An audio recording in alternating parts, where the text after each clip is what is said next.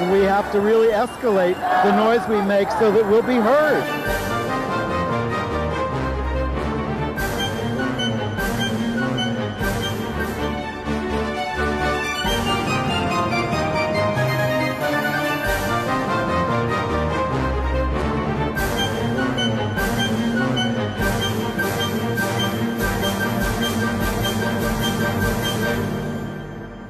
Welcome to Gay USA. I'm Andy Humm. And I'm Merryn Johns.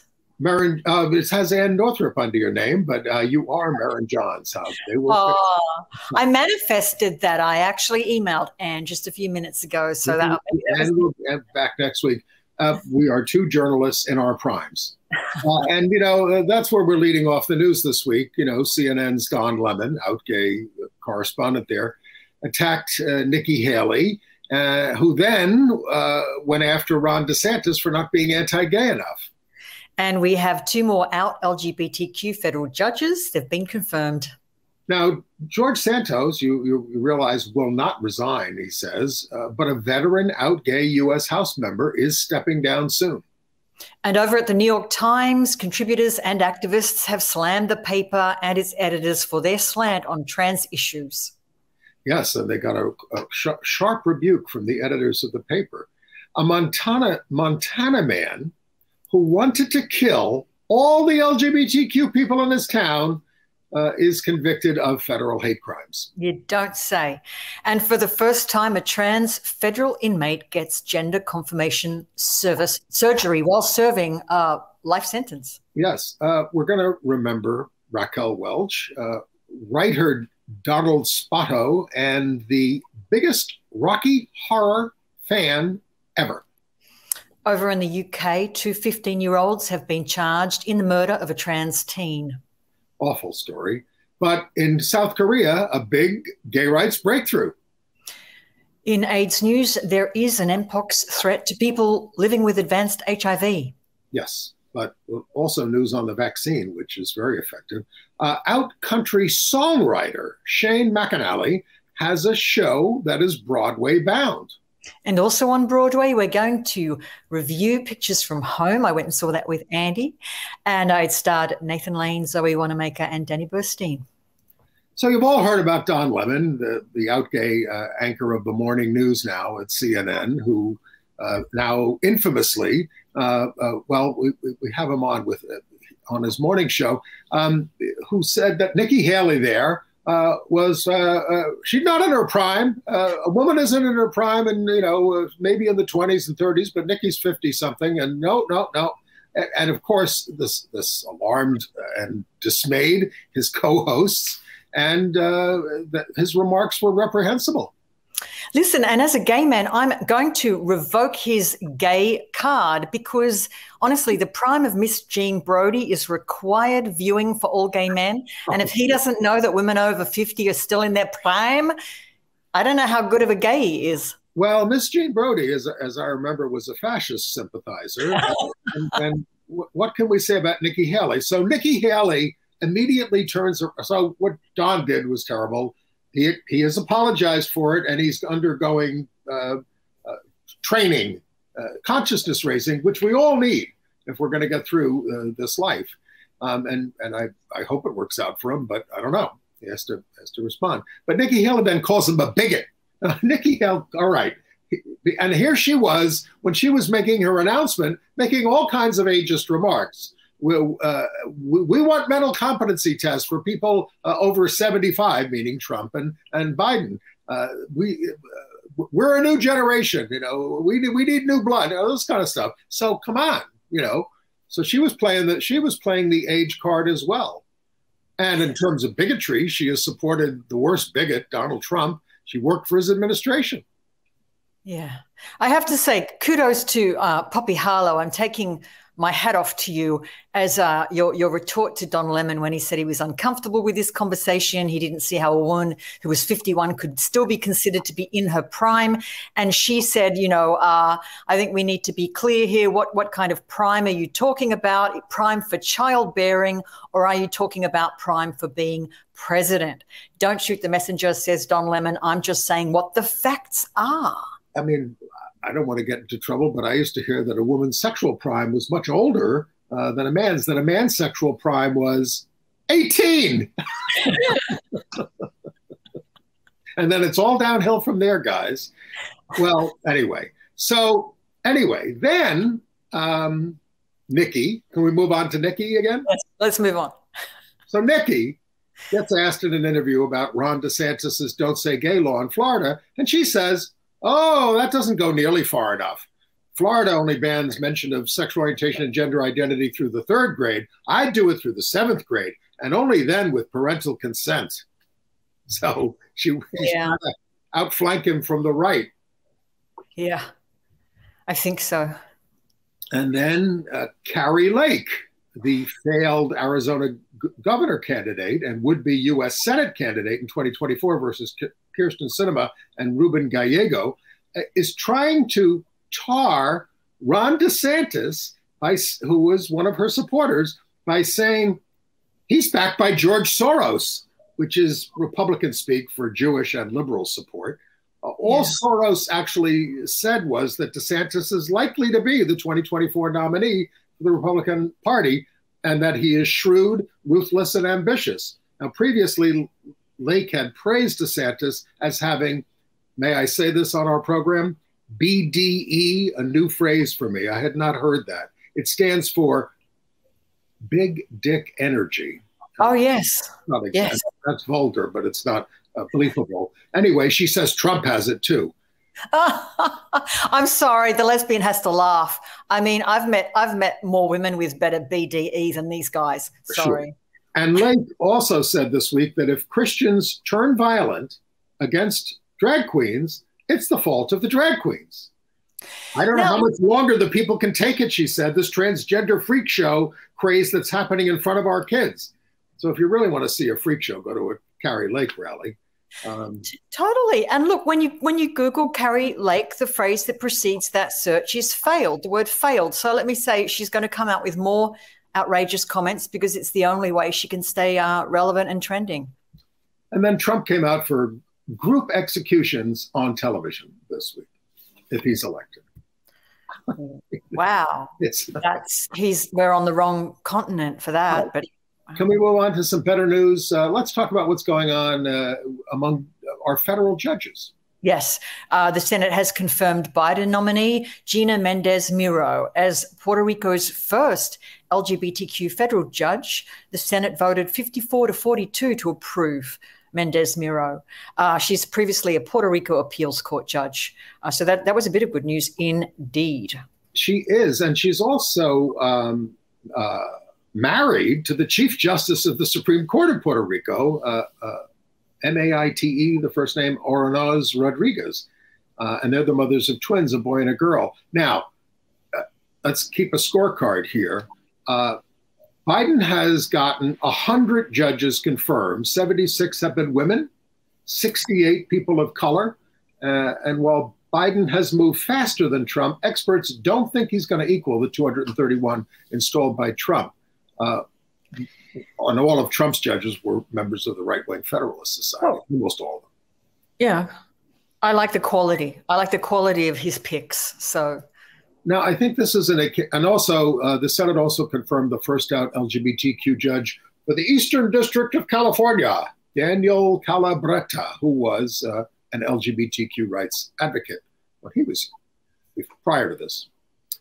Now, this is the time we're talking about judges. You know, the right wing always goes to that one judge in Texas to get everything they want, and then he makes a national injunction against things. Matthew Kaczmarek. They're trying to do it to ban the abortion pill. Let me pronounce it improperly. Mifepresto, right? He wants to ban it nationally. That's what they're trying to do. So really, people are looking at this and saying, hey, you know, we can't just you can't just go to the same judge all the time and get what you want. There has to be more of a selection. We have to stop this judge, they call it forum shopping, judge shopping. Shouldn't be able to do it. And Senator Ron Wyden proposed the administration not following the court order, saying it's illegitimate. because they want to overrule the FDA. The FDA has approved the pill for decades. Anyway. All right. Okay. Let's talk about the trans prisoner in Texas. Oh, okay. I'm just skipping over George. I'm skipping over Santos there and all the bills he's supporting. We'll get to him. We'll get to him. So this now, where is he? Well, this is a very interesting story. Have you been following this one? My understanding of this prisoner was they're in their 60s. And their representation has said they've waited all of their life, most of their life, for this gender reassignment surgery. But it was interesting to find out what they were serving their sentence for is armed robbery and being a member of an Aryan white supremacist gang, which they put down to toxic masculinity and participating in toxic masculinity to suppress their transgender identity, which I think was a very interesting case there. Yes, absolutely. So she is Donna Langen, her name is the first one to get gender confirmation surgery in prison, in a federal prison. So that is a breakthrough. All right.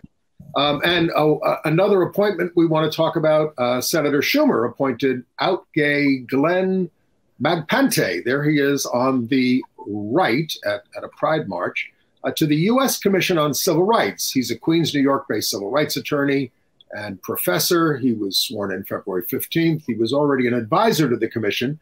He's going to serve a 6-year term, one of 8, and also appointed, by the way, and Glenn has been very active in Asian American Pacific Islander LGBTQ groups in New York and nationally. And he's going to be the only Asian American on the commission. But another recent appointment was out Congressmember Merryn Johns, who did not get elected to the House again. And so he's going to serve on that commission too. So 2 gays at least. Yeah, it's terrific. And I do think that Asian minorities are very underrepresented in this country. People from it's a huge demographic from the Indian subcontinent to Southeast Asia. I don't think that we have enough visible representatives looking out for these people. And Magpante, he wrote a very good piece explaining his history working for this demographic. So I look forward to what he does. But we still have that gay Republican in the Congress, George Santos. Yes. Who is honestly terrifying to me. He reminds me of the Woody Allen character Zelig, who keeps popping up at key moments on any side.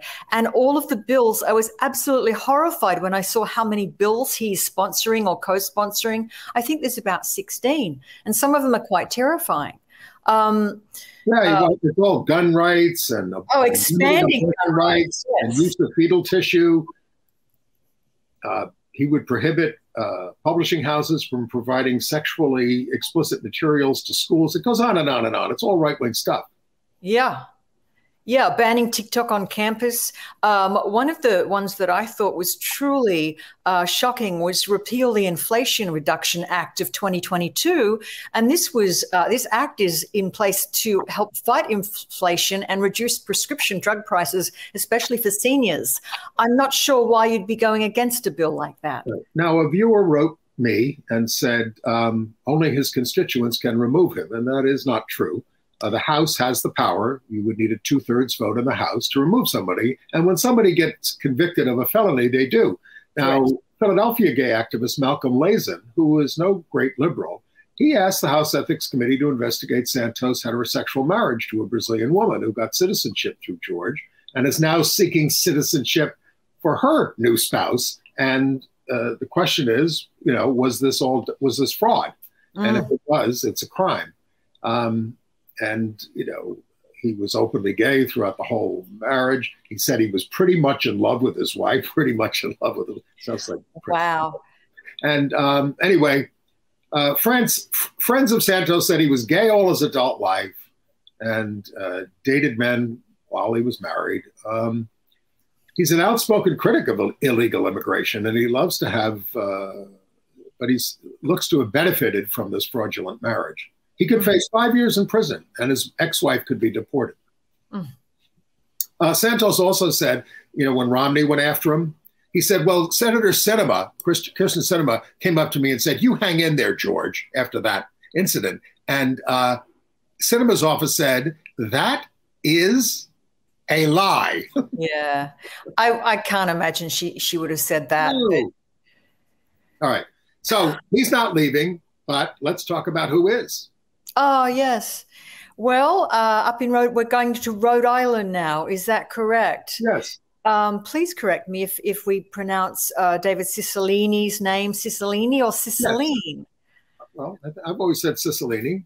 I do really like this man. He's worked very hard for our community. I first met him when he was mayor of Providence. And we actually were in Prague together one year, I think it was 2013, on a panel together. And he was there to advise key politicians of the Czech Republic how to come out and why coming out was really important for statespeople. And I moderated the panel that he was on, and he was terrific, articulate, passionate, energetic. I know we're going to miss his service, but I think he might be going on to other and better things. Well, it's going on to the Rhode Island Foundation, which provides funding for local nonprofits. But he was first elected in 2010 to the House, right. And he was co-chair of the Equality Caucus from 2011 to 2020, and he helped pass 10 LGBTQ rights bills in the House, 4 of which were signed into law. So we will miss him. He's leaving at the end of May.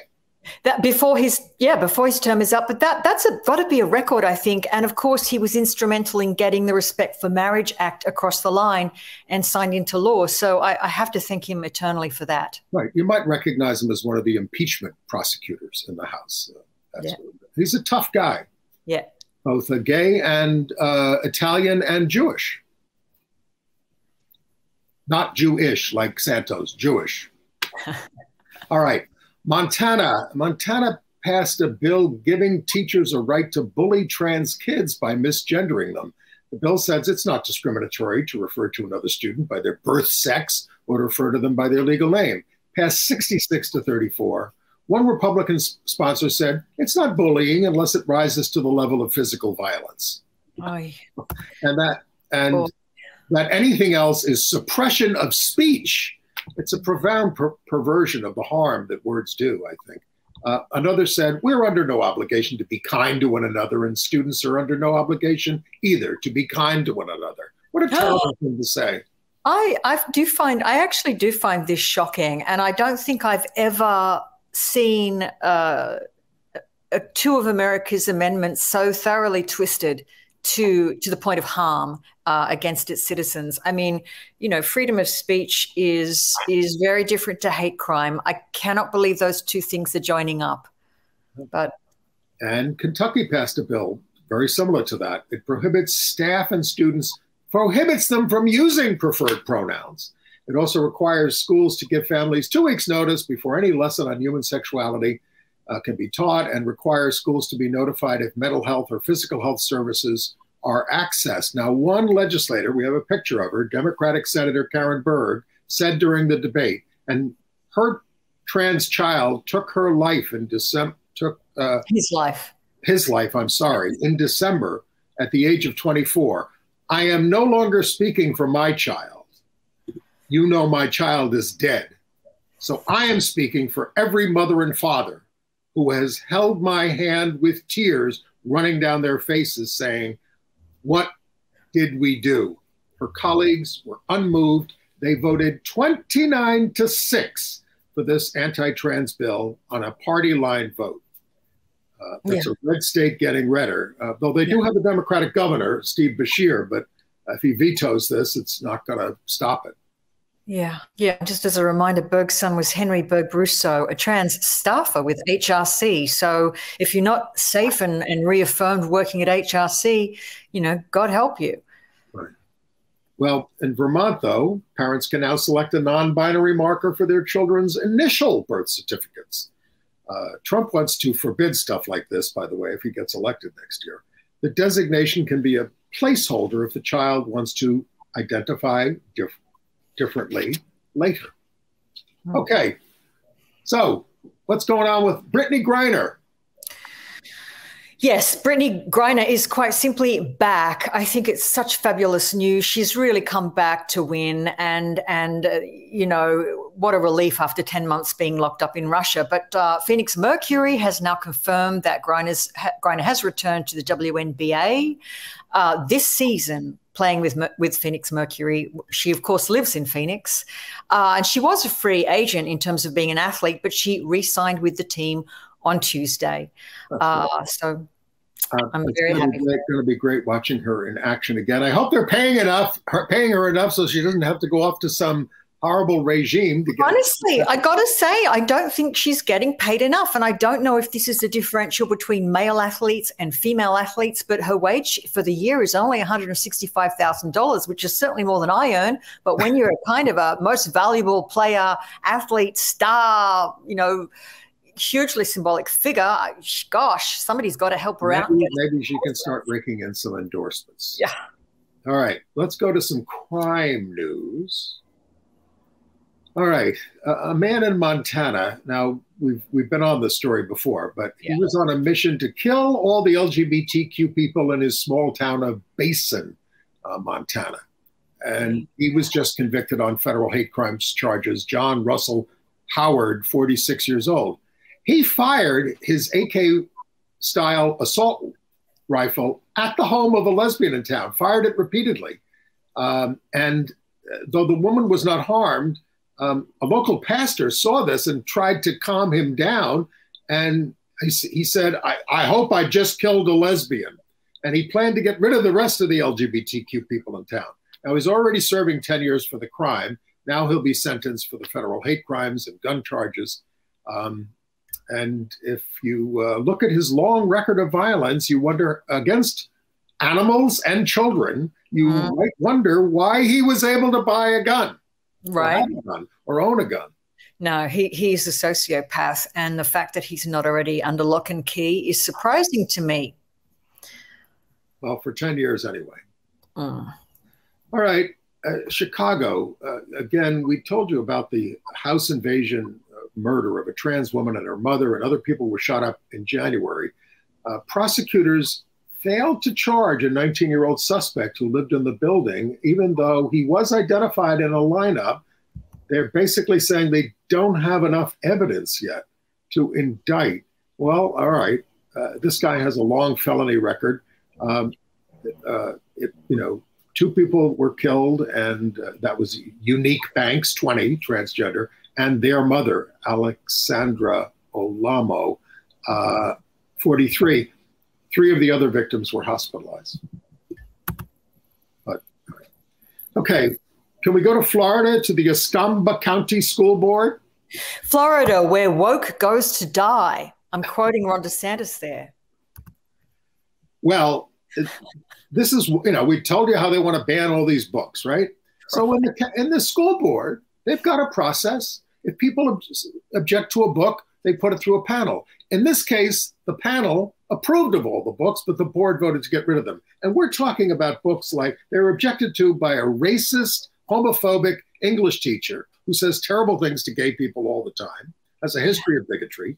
And one of the books was And Tango Makes Three, about the penguins. Yes. And he said, this is just the LGBTQ agenda through penguins. And they also went after, what else? All Boys Aren't Blue.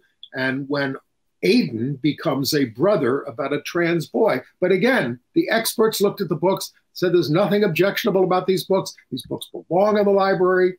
They are gone. Andy, who do I sue for the Grimm's fairy tales that I read as a child that gave me absolute nightmares and are blueprints for compulsory heterosexuality? Like, who do I sue for that? Exactly. I can remember, somebody coming into the gay cable network office years ago and saying, who do I sue for, all the anti-gay psychiatry we had to put up with all those years. And by the way, I mentioned Charles Silverstein, the great gay therapist who died. I will put the links to my article about him. Yes. And his article about getting us out of the index of mental disorders in 1973. That's a great article. So just go to GayUSA TV. By the way, we forgot to mention that DeSantis came to New York and Chicago and a couple of other blue states last week. Yes. He was on the hunt to try to prove why his law and order platform is going to be, I suppose, an election platform federally. He knows that New York City is in a bit of a jam right now with crime statistics, apparently, depending on who you listen to. So he basically goes out and stumps in Staten Island about law and order. And the murder rate in Florida is much higher than New York. You know, he doesn't take any responsibility for that. But Mayor Adams, who was, you know, not always great on our stuff, he said, "Welcome to New York, Governor DeSantis, a place where we don't ban books, discriminate against our LGBTQ neighbors, use asylum seekers as props, or let the government stand between a woman and health care." Yes. And other news in New York, we had a flag burning here. Listen, I never thought I'd see the day where a restaurant in Soho, which is pretty much, if you know Manhattan, Soho is pretty, you know, LGBTQ friendly. It's always been a home of artists and diverse people, as well as being a tourist attraction. But a restaurant that was flying a rainbow flag became vandalized by a young white woman who got a cigarette lighter, set fire to the flag, and ran off. I don't know what she was thinking, but they've got her. She's been arrested. She's Angelina Cando, arrested on Tuesday. She's now facing charges, including arson as a hate crime, for this act that she perpetrated at 1:30 in the morning on Monday in front of the restaurant Little Prince, which, by the way, is a beautiful restaurant. So I hope she thinks that it was worth it. But in February, do you know, she was already charged with menacing, and in January for assault, according to authorities. So who was she menacing? People. And she scrawled "Jesus is King" on cop cars on Sunday night as well. I'm getting some emails to that effect, by the way, these days. People who tell me I'm going to hell, but, you know, there is none. Anyway, they put up a new rainbow flag, even larger than the one before said "Make America Gay Again." This is a larger flag, much more inclusive flag. And that went up. Eric Botcher, the local council member, played a role in getting that thing up there right away, within hours. And of course, they did damage to the decorations outside the place as well. Yeah. Right. I mean, she needs help, that girl. I hope she thinks it was worth it. And we need your help in Wisconsin. They had the first round of their election for the state high court, the Supreme Court, and Judge Janet Prostowicz got the highest number of votes, like 46%, and the Republicans got a lot less, and another Democrat got votes. So anyway, she's going to face a Republican on April the 4th, a guy named Dan Kelly, an election denier who may be guilty of trying to rig the election. That's how bad it is. This will decide the balance of the court in Wisconsin. It is considered the most important race in the country this year, April 4th. Janet Prostowicz needs your help. Yes. Okay. In North Dakota, the House passed a bill requiring parents to give their permission if their kid is going to join any kind of a student club. So that could put the kibosh on them joining some of the LGBTQ activities. That's the idea. That's who's being targeted. Yes. And in Florida, for the second time, a federal judge tossed a lawsuit against Don't Say Gay, said that the people, the students, the parents, the teachers who were suing don't have standing. You may feel hurt, but that's not enough, he said. I think this is something that will actually change over time, because according to the ruling, the plaintiffs need to show that they suffer harm and that the harm can be traced to the new law. I think that's something that's actually going to be demonstrable over time. I agree. And then there's this very odd case that we've told you about in Oklahoma, but we have an update on it. A judge transferred a lesbian mother's parental rights to her son's sperm donor. Now, this is Chris Walls, who was a lesbian. She apparently failed. She was in a relationship and she failed to co-adopt the child or adopt, but she was married. And so, you know, basically and the ex-partner is living with the sperm donor, and now they're the parents, and she's shut out. It's really a terrible case. Yeah. It's legal. Parenting is still a legal minefield. You really have to cross your T's and dot your I's and get legal advice from the outset. Now, you all think of the New York Times as this liberal newspaper, but not on everything. Merryn, bring us up to date on this controversy at the New York Times over their trans coverage. Okay, so when you say that, I just find it so interesting because George Santos did say that he found the New York Times elitist. And as much as I'm really loath to agree with him, I feel that, you know, the publication is playing into his hands in some way because basically they ran an op-ed, I think it was an op-ed, saying that J.K. Rowling had done nothing wrong. And if they knew anything about the discussion around transgender rights these days, they would have known how kind of dangerous it is to come out with that as a point of view at all. Well, before that article ran, which was by Pamela Paul, who used to be the book review editor at the time, yes, and a big anti-porn activist herself, before that ran, 2 letters had gone to the Times about the general coverage of the New York Times on these issues, which these were signed by hundreds of people. One was from GLAAD, the Gay and Lesbian Alliance Against Defamation, which had tried to work with the Times, and the other was from a bunch of contributors to the New York Times who were complaining about the paper's coverage. As of last week, according to our activist friend, Mr. Strangio, the New York Times, there were more than 1,000 Times contributors who signed on to that letter expressing their concerns with the paper's coverage of transgender people. Right.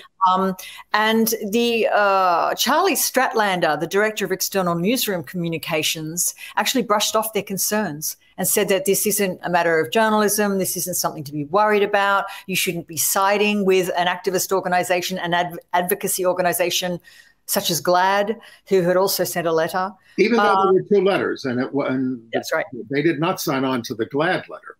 They signed on to their own letter. Exactly. They 2 separate letters. And then later in that same day, the Times executive editor, Joe Kahn, sent the internal memo to staff saying you should distance yourself from this and you shouldn't be signing on to any protests. We won't tolerate it. Right. So, yeah. But, you know, the GLAAD's response to this said the Times is showing a willful disregard of LGBTQ community voices, characterizing their coverage as inaccurate, exclusionary, often ridiculous. And GLAAD put out one of those billboard trucks outside the paper's headquarters there on 41st Street, I guess it is. I go by it all the time. And it said, New York Times, stop questioning trans people's right to exist and access medical care. Yeah. Which is what some of these articles do. Yeah. So yeah. It's one of the problems I have with the New York Times generally. I know that they are a sacred cow. You're not meant to criticize them. But I find very often that there is a lack of central intelligence with the editorial judgment, and there's a kind of patchwork of opinions. And I find that quite an unusual thing to do editorially, because I feel any masthead should have a kind of coherent, the left hand should know what the right hand's doing when you're running. They did a terrible job on covering AIDS, and we had to protest them. And covering a lot of they wouldn't even use the word gay when I was a kid. I was in a meeting with the vice chairman of the paper, and he still wouldn't use the word gay until the anti-gay editor, Abe Rosenthal, left. So it goes on and on and on. They have a history of this. Actually, if you go to the New York Times Index in the library in the 1950s, it says, if you look up homosexuality, it says, see perversion. That's what it says. So Times, look, I think they need to make a stand. I think you need to know which side of history you're on. You can't hedge your bets. You have to pick sides. And I feel also, look, it's only in recent years that their obituary writers have mentioned if the subject is gay or has surviving same-sex partners. I mean, this used to be something that was conveniently omitted. Well, they were late on same-sex marriage announcements. Yeah. You know, and they were late. They did it. They do it now, and they do it a lot now. Look, and they do a lot of good stories. There's no question. We get some of our news from the Times. I've been a subscriber to the Times for 100 years. Well, almost anyway. But you know, me too. I'm a subscriber, and I value the Times as a journalist. I use them as a source all the time. But I think there needs to be some, when we're at a flashpoint moment in the history of a minority, I think you do need to pick a side. There are certain things that you can't argue about philosophically when people's lives are at stake. And, you know, a lot of people are making a lot about that woman who worked at a trans youth clinic in St. Louis, who wrote a piece in something called the Free Press. Her name is Jamie Reed. She calls herself a queer woman. But, you know, she attacked them and said they're really doing malpractice and I need to expose this. And I'm a queer woman. Well, she's hired right-wing lawyers from basically Alliance Defending Freedom and all those right-wing groups to help her out and try to shut down the clinic. So that's not kosher. All right. So shall we talk about people we've lost this week? Yes.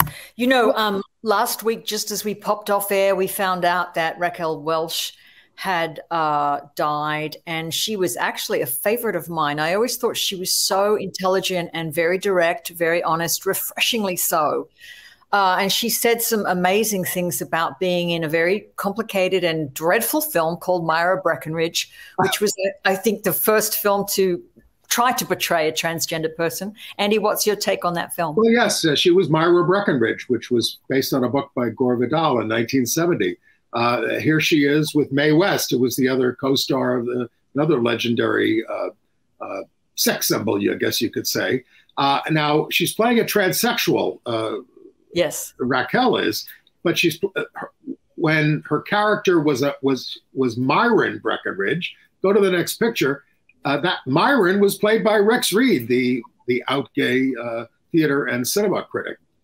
So she made more than 30 films, twice on Broadway. She was also in the cross-dressing lead in Victor Victoria in 1997. Yeah, she told Out magazine in 2012, I think I was a break from the soft blonde Marilyn Monroe type, and I did a lot of roles that would normally be played by a young man. Yeah, I first saw her in Fantastic Voyage. Yeah. We'll get into all the plot there. It was 1966, though. I was a kid.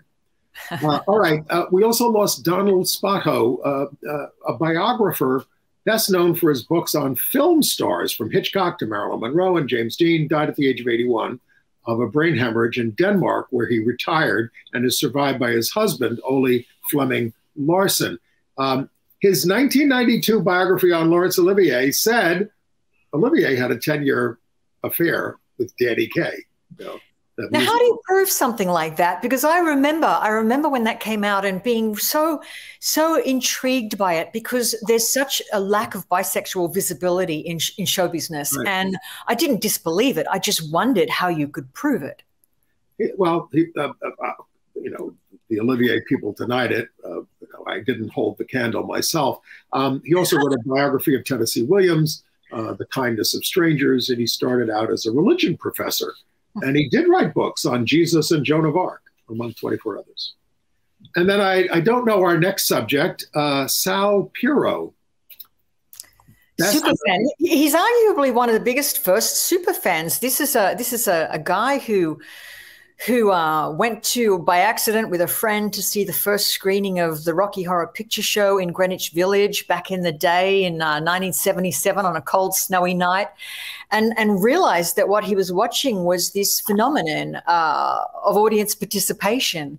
And then he became, I think, like the head of the fan club for the Rocky Horror Picture Show. And he's the person that really started this idea of going to the screening, dressing up, dancing in the aisles, repeating all the lines. I saw it once. He saw it 1,300 times. And he also taught theology at a Catholic high school in New Jersey. But he also worked for 23 years at the Grove Hotel in Cherry Grove on Fire Island as the entertainment director at the Ice Palace.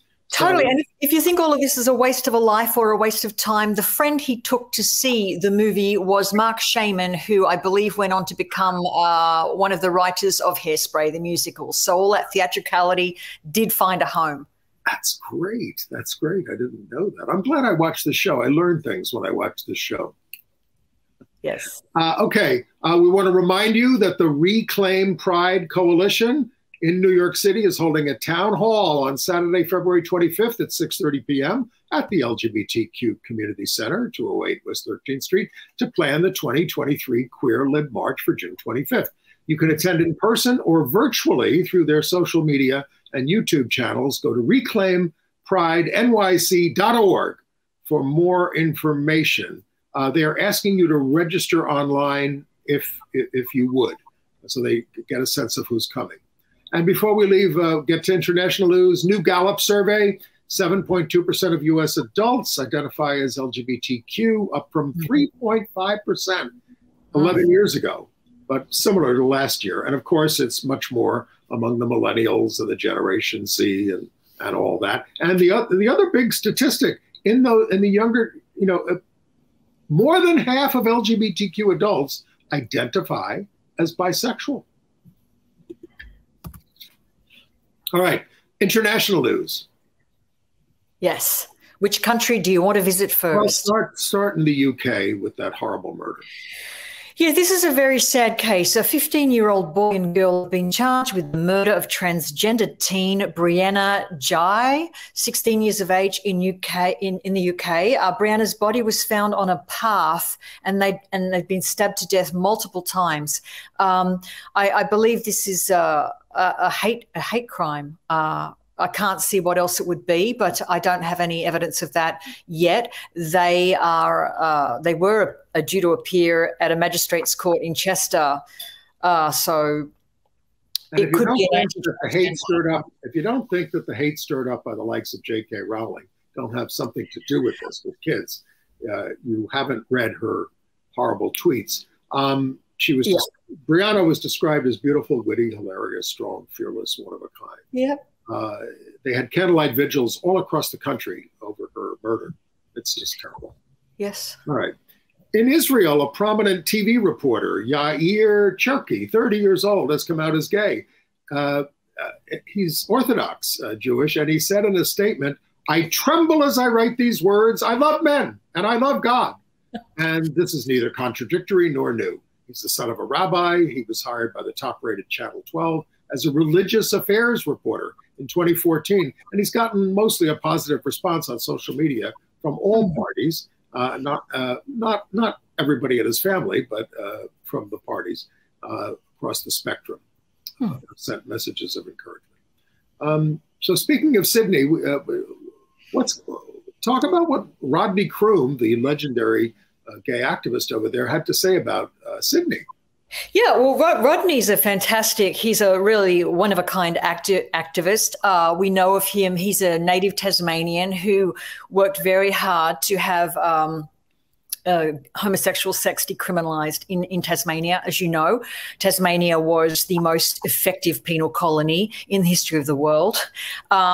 So he had a lot of work to do, but he now is claiming that Tasmania is actually more liberal and more progressive on LGBTQ rights than Sydney. Sydney, as you know, is hosting World Pride right now. It's already started, but the opening concert starring Kylie Minogue is happening in about 2 days, I think. But he's picking fault with Sydney's laws and saying they're actually statistically regressive compared to the rest of the country, and that Sydney is becoming more and more conservative, and that there is more and more religious right rising up, and more homophobia, and that you can't just blame it on immigrants or the suburbs. It's actually there. You know, Rodney is not wrong. Something is happening to Sydney, but I think it's part of a global phenomenon. I think it's about the international rise of conservatism, which we're also seeing here in New York City. A lot of it's attached to wealth disparity, I think, and digital media. Okay. And then going back to the UK for a second, there was this big story in the Times about how they're having to try to deprogram young men who are in a thrall to this Andrew Tate character. He's a big misogynist who's very popular on social media, who teaches boys to disrespect girls and promote. He and his brother are being detained for sexual harassment and rape. Alleged rapist, yes. So, I mean, But the schools say, we can't ignore this. Some of the kids watch his videos, boys, 4 or 5 times a day, and they believe this stuff. So they're trying to do it. He's banned from, Facebook and Instagram and YouTube now, but they have a lot of his stuff still is floating around the cyberspace. Have you ever watched any of it? It's absolutely horrible. Yeah, horrible guy.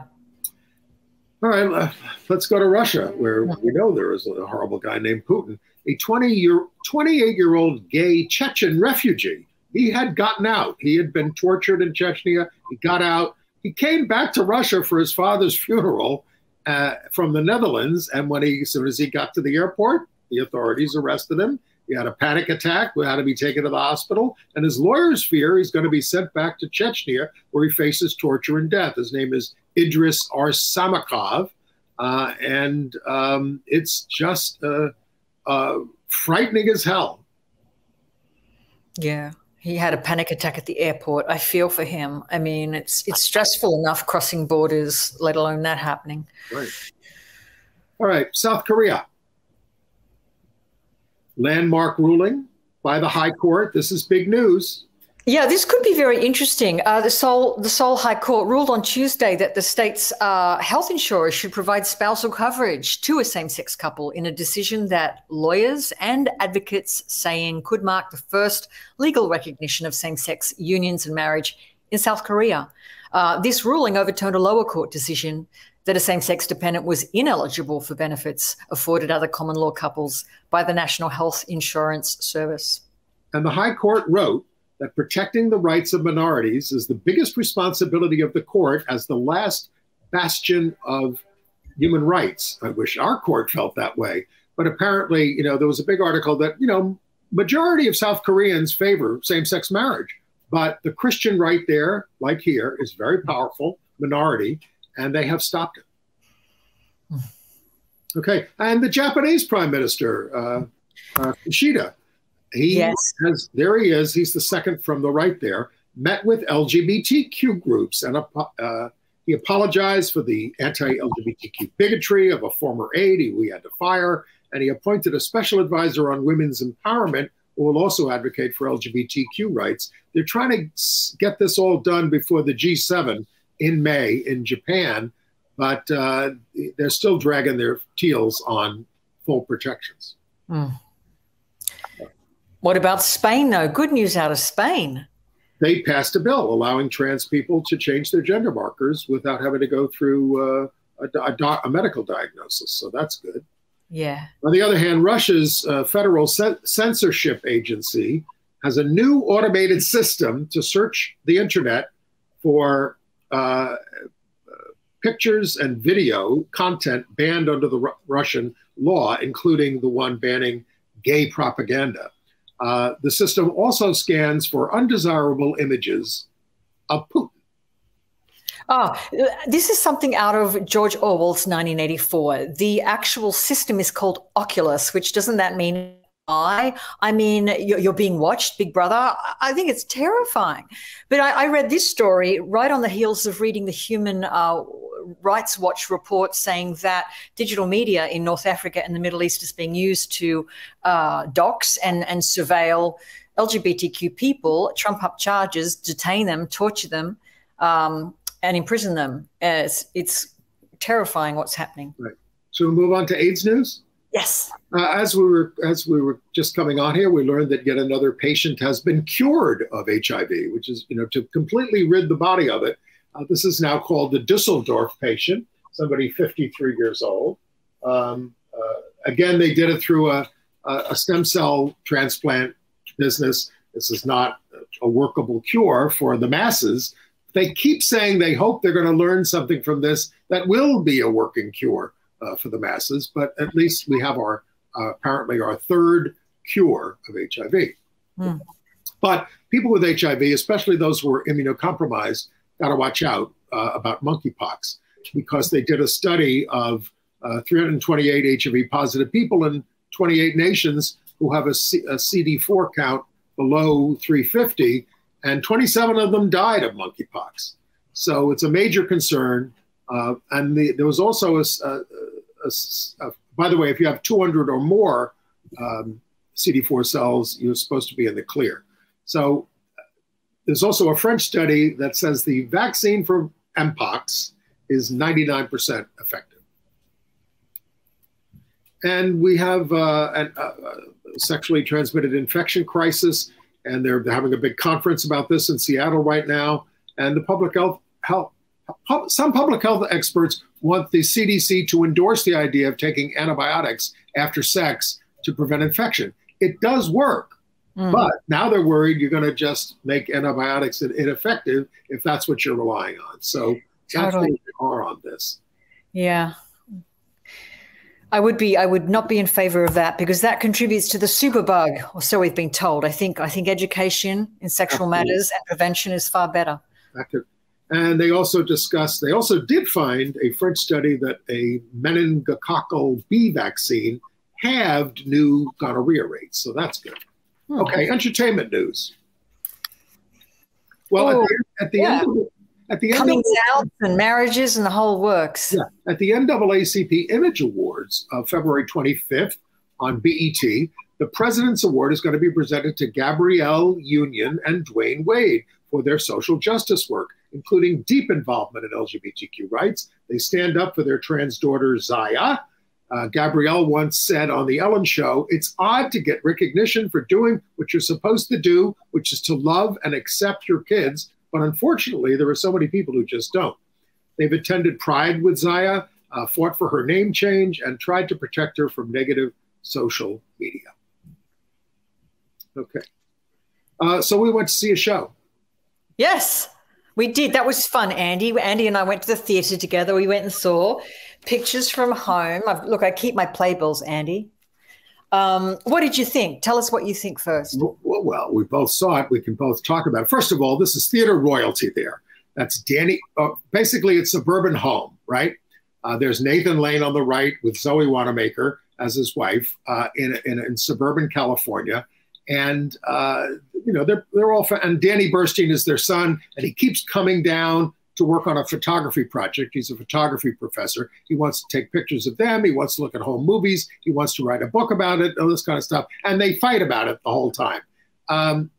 So I thought it was very evocative of, suburban life in the 20th century, basically.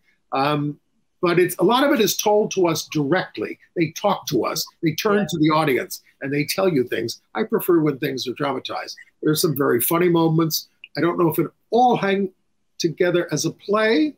I have two friends who went the other day. They enjoyed it very much. So look, I'd go see these people do anything because they're such great actors. Great actors, not a word out of place, not one fluffed line. The energy, the discipline that Nathan Lane, to sustain his performance, which is basically, the longest bit I've ever seen. He plays this incredibly closed, patriarchal, tense white man. And I feel that is also my criticism of the play. I didn't recognize these people. I can't relate to them. They're awash in privilege. And their biggest question was, when can they retire to Palm Desert and play more golf? Listen, if that's your bag, this is your play. But it is beautifully done, beautifully written, beautifully performed. It just feels to me a little bit anachronistic. Like, I could have watched the documentary of this. I could have watched the 35-minute Netflix special, and I could have read the book. It is based on a true story. I know. All right. We're running out of time. Out gay country music songwriter. He's really one of the most prolific and famous ones. Shane McAnally. He has a show coming to Broadway called Shut. It's going to be starting previews on March 8th. And in a Times profile, we read how he is one of Nashville's biggest songwriters for stars such as Josh Osborne, who's out gay, but also, and he's out gay, but also Casey Musgraves, Blake Shelton, Keith Urban, Sam Hunt. 39 songs he's had at #1 on Billboard's country chart. He's the co-president of Monument Records. He's making an effort to rewrite the genre's DNA to encourage mutation in its hidebound assumptions about sex and gender.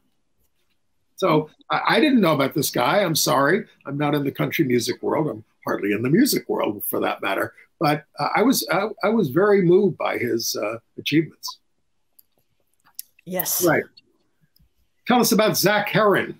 He's NASCAR racer. Zach Herron is using his rainbow-colored car to fight Don't Say Gay laws.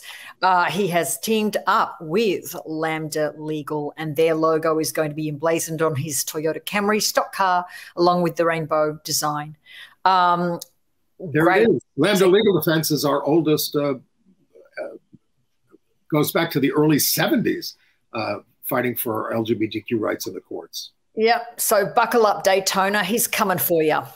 He's especially determined to bring the car to the Don't Say Gay state of Florida, where the Daytona 200 is run. Lambda CEO Kevin Jennings is a NASCAR fan and hopes young people will see Zach and his car as symbols of hope. There's Zach on the right there with his partner. Is it partner or husband? I'm sorry. I apologize, Zach. Hope you're having a great time down there in Florida and bringing the truth out. That's right. Okay. In baseball. Yes. White Sox minor leaguer Anderson Comas, 23 years old, has come out as gay. I just want to say something to those who say that gay people cannot be someone in life. Look at me. I'm gay and I'm a professional athlete. So that didn't stop me from making my dreams come true. So he's out and he's proud, and he ended last season with the Class A Canopolis. Yep. Supported by his team and the organization, thankfully. And Rebel Wilson is making news. Talk about her. Yes, my fellow Aussie who only came out. What a year she's had. She's nudged out of the closet last year by an Australian journalist. So she had to make a quick decision, jump on Instagram and tell everybody. She's with Ramona, a groomer who's an entrepreneur. And she's had a baby via surrogate named Royce just a few months ago. And now she's proposed to Ramona in Disneyland. Look at that. That's a hell of a year. They have. She's also launched an app. Yes, it's a dating app called Fluid, and it is aimed at people who do not want to be classified necessarily. Good for her. Why didn't somebody think of that sooner? Amazing. Any gender, any this, any that. I mean, you're all welcome to Fluid. I have, I'm dating apps. By the way, in the Tony Awards, we reported that there was one non-binary performer, Justin David Sullivan, in the show, and Juliet, who said, "I don't want to be considered in a male category or a female category. So just don't consider me." But Harrison Gee, who was nominated last year and is non-binary, says, "I would be considered for the male actor of the year." I never go into things expecting to be the person that changes everything. I know it's not going to change overnight, however much it needs to. So it's tough with these categories. Some people have gotten rid of sex categories entirely, and that's not necessarily working out great, but we'll see. So we're down to our last 11 seconds, so I'm just going to say thanks for being with us, and thanks for being with me, Merryn. Oh, you're welcome. Everybody come say hi to me at queer40.com. I'll see you next time.